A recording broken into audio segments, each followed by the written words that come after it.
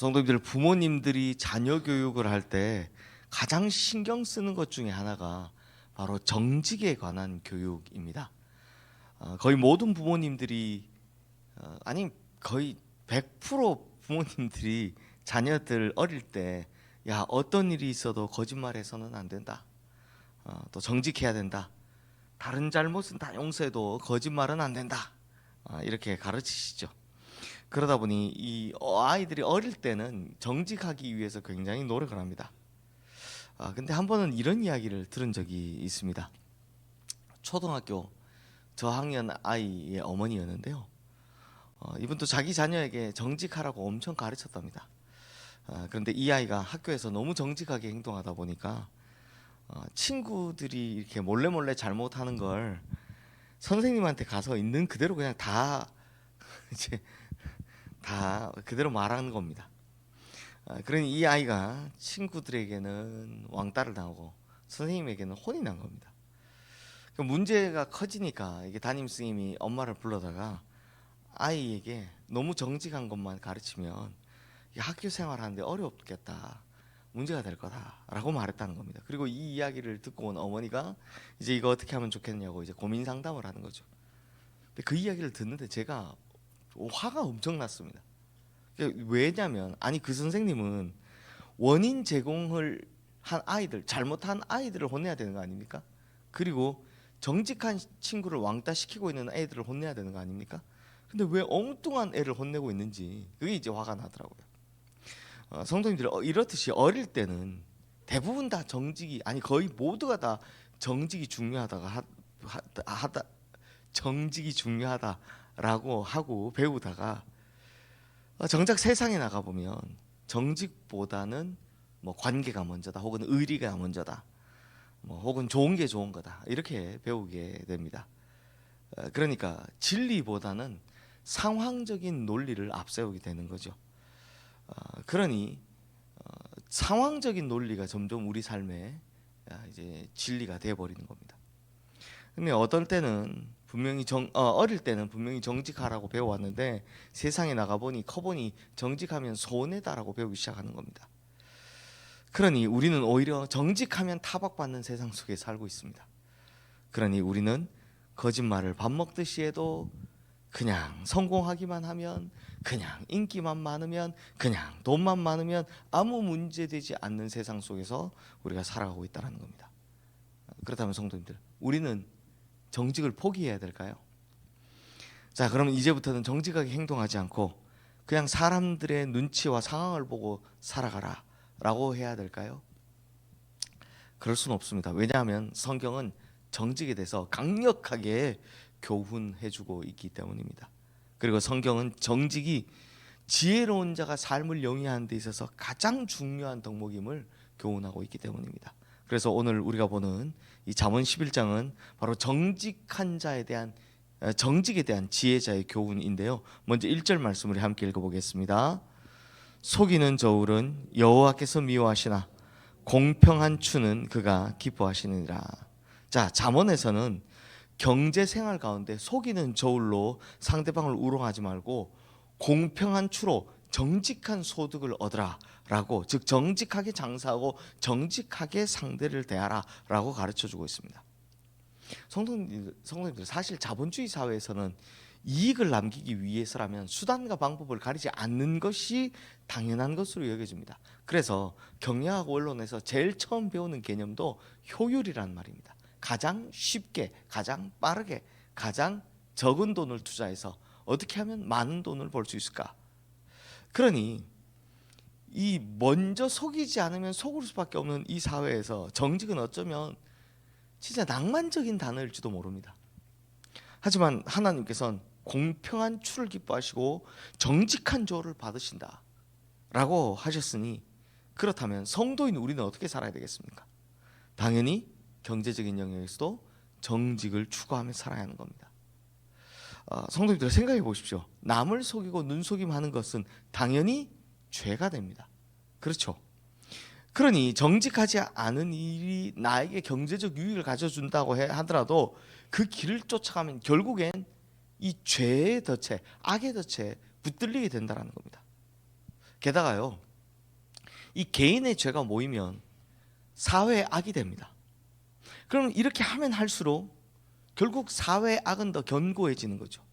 그러니 당장에는 속임과 거짓을 통해서 내가 경제적인 유익을 얻을 수 있을지 몰라도 그로 인해서 이 세상 자체가 견고한 악의 진이 갖춰지기 시작하면 결국 나중에는 그 견고한 사회 악의 진으로 인해서 받는 손해는 누가 받습니까? 고스란히 자신과 자신의 다음 세대들이 그대로 받게 된다는 겁니다.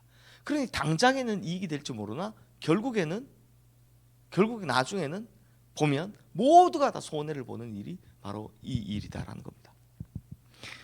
계속해서 잠언에서는 정직이 우리를 인도하는 덕목이라고 말하고 있는데요. 우리 3절 말씀 함께 읽겠습니다.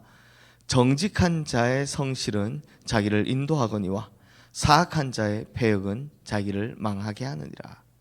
자, 여기서 성실이란 말은 이런 뜻입니다. 표리부동하지 않는다. 앞뒤가 같다. 영원히 한결같다라는 것을 말한 단어입니다. 그러니 이 개념에서 정직한 자가 곧 어떤 자다? 성실한 자고, 또 성실한 자가 곧 정직한 자다라는 개념이죠. 근데 성도님들, 일반적으로 사람들은 이 본능적으로 이 자기 부풀리기를 잘합니다.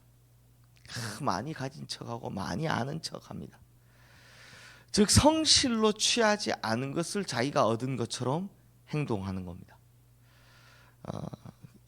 이것을 방금 읽은 말씀에서는 사악한 자의 패역이라고 하는 겁니다.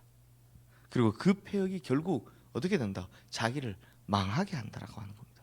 하지만 반대로 정직한 자의 성실은 자기를 인도한다고 합니다. 그러니 성도님들, 성실하게 살아가는 거, 이게 시간이 오래 걸리더라도 결국 그의 진실함과 그의 진짜 실력은 결국 드러나게 돼 있다는 겁니다. 그러면 진정으로 사람들에게 인정받게 되는 거죠. 이런 사람이 오래도록 가는 법입니다. 그렇다면 우리가 어느 길을 선택해야 될지 이건 너무나도 명확하지 않습니까? 그리고 이번에 6절 말씀 우리 함께 읽겠습니다.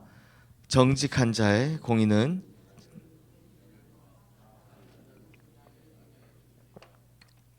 자, 여기서 정직한 자의 공의는 이제 사회적인 관계를 말하는 겁니다. 그러니 이번에는 사회적으로 정의를 드러내는 것이 정직이라고 말씀하는 겁니다. 성도님들, 옳은 것을 옳다라고 하고 아닌 것을 아니라고 하는 것, 이게 공의의 기본입니다. 그러니 정직한 자는 혼자만 양심을 지키며 사는 것으로 그치지 않습니다. 공동체 속에서 옳고 그른 것을 바르게 말할 수 있는 용기가 바로 이 정직한 자의 공이다라는 거죠. 마지막으로 잠언에서는 이 정직한 자가 누리는 축복에 대해서 여러 가지를 말씀하고 있는데요. 딱 하나만 보겠습니다. 우리 11절 말씀 함께 읽겠습니다. 성읍은 정직한 자의 축복으로 인하여 진흥하고 악한 자의 입으로 말미암아 무너지느니라. 자, 성읍이 정직한 자의 축복으로 인하여 진흥한다라는 말은 정직한 자의 입술에 하나님께서 권능을 주셨다라는 뜻입니다. 물론 이 정직한 자의 관계적이나 사회적 공의 이런 것들 하면 당연히 그 사회가 깨끗해질 테니까 축복을 받겠죠. 그런데 이 말을 보면 정직한 자의 말에 하나님께서 권세를 주신다라는 뜻이 됩니다. 그러다 보니 정직한 자가 축복하면 그가 속한 공동체 모두가, 이 성읍이란 말은 이제 공동체 모두가 진흥하고 발전하게 된다라는 겁니다. 정직한 자의 말로 모두가 축복을 받게 되더라라는 겁니다. 성도님들, 제가 사춘기 시절에 중학교 때인 것 같은데요. 제 친구가 하도 이 사춘기다 보니까 말을 심하게 하는 겁니다. 무슨 말만 하면 이제 욕을 섞어서 말을 하는 그때는 그게 잘난 줄 알잖아요. 근데 그걸 우연히 들으신 그 친구 어머니가 저희랑 막 이야기하는데 걔가 이제 욕을 막 섞어서 이야기하니까 그 친구 어머니가 저희들을 붙들어 놓고 이 자기 아들을 혼내면서 하신 말씀이 있는데요. 그게 저는 진짜 아직도 생생하게 기억이 납니다. 그때 그 말이 너무 와닿아서 뭐라고 하셨냐? 예수 믿는 사람은 말을 함부로 하면 안 된다고. 예수 믿는 사람의 입술에는 권세가 있어서 말이 곧 기도라서 말하는 대로 이루어진다. 이렇게 이야기를 하시는 겁니다. 그때는 솔직히 말하고 기도하고 어떻게 같을까 이 생각을 했는데 살아보니 야, 말하는 대로 이루어진다라는 말이 맞더라고요. 제 평생에 정말 잊혀지지 않는 한마디였습니다. 그 어머니의 한마디였습니다. 그러니 성도님들, 우리가 이 말의 권능, 입술의 권능을 가져서 내가 하는 말에 힘이 있으려면 하나님께서 뭘 먼저 하라고 하시는 겁니까? 정직하게 살아라 라고 먼저 이야기하시는 겁니다. 정직하게 살 때 하나님께서 그 말의, 그 사람의 말의 권능, 그 입술의 권세를 우리에게 축복으로, 능력으로 부어주시더라라는 겁니다. 반면 악한 자의 입술에도 능력이 하나 있긴 합니다. 무슨 능력이 있느냐? 그가 입을 열면 망한다라는 겁니다. 유일한 능력이 망하는 겁니다. 즉 정직하지 않은 자 유일한 능력은 그가 입을 열면 망한다라는 겁니다. 자, 그렇다면 우리 성도님들, 어떤 권세 받기를 원하십니까? 축복하는 권세입니까? 아니면 저주하는 권세입니까? 진능하게 하는 권세입니까? 아니면 망하게 하는 권세입니까? 이거 뭐 물어봐야 뭐 하겠습니까? 뻔하죠. 그러니 우리 성도님들, 하나님께 인정받을 만한 정직한 인생을 사셔서 내가 축복하면 나도 복을 받고 모두가 복을 받게 되는 놀라운 권세를, 특히 입술의 권세를 가지게 되시기를 주님의 이름으로 축원합니다. 이 시간 오늘 주신 말씀 기억하며 우리 함께 기도하겠습니다.